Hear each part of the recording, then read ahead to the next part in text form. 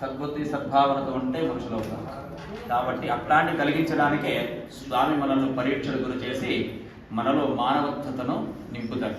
కాబట్టి అందుకనే దేవుని ఆరాధన పూజలు చేయాలి.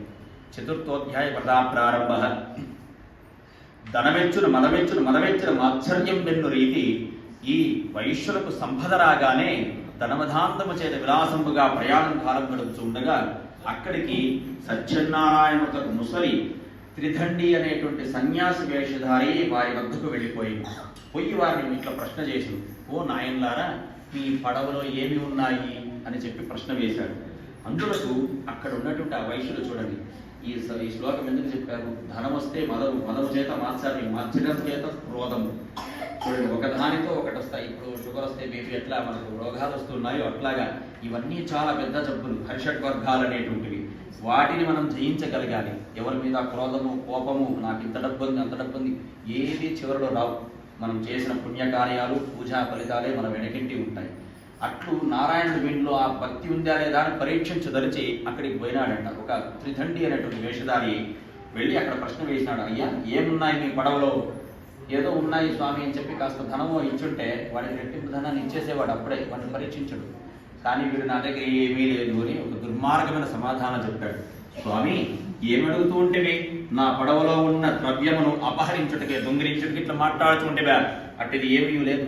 నా పడవలో ఆకులు అలుగులు తప్ప వేరొక ద్రవ్యములు లేవు అని దుర్మార్గమైన విలాసమైన సమాధానం చెప్పాను. అందుకు స్వామి చిరునవ్వు నవ్వి అతన్ని చూచి తదాస్తు. అందుకే గొప్పవారి వద్ద ఏ దుర్మార్గమైన మాటలు, ఒక ఋత్వికుడు, ఒక బ్రాహ్మణుడు, ఒక తపస్వికుడు ఎవరైనా వస్తే వాడి ముందర చెడ్డ మాటలు మాట్లాడకూడదు.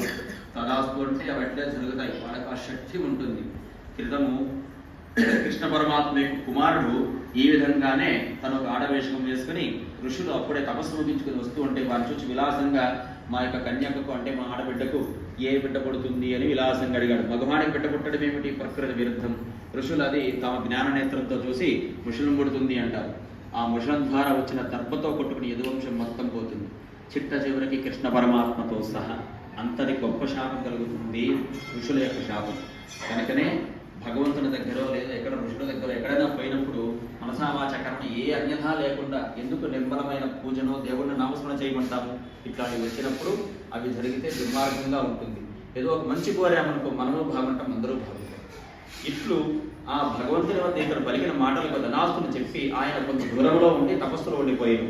కొంత సమయమునకు తన కాలకృత్యాలన్నీ కూడా ముగించుకుని ఆ వైశ్యుడు పడవలోకి త్రొంగి చూడగా ఆకులు ఒలువలే ఉండదు, అందులో సంపదలు లేకుండెను.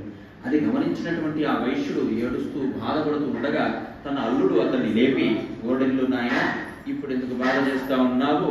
క్రితం ఆ త్రిదండి వేషధారి సన్యాసి అయిన అతని సమీపంలో నీవే దుర్మార్గమైన మాటలు మాట్లాడుతూ ఏ పలుకులు పలికితవో అతన్ని వెళ్ళి వెంటనే శరణకోరమని చెప్పి అల్లుడు పంపించను.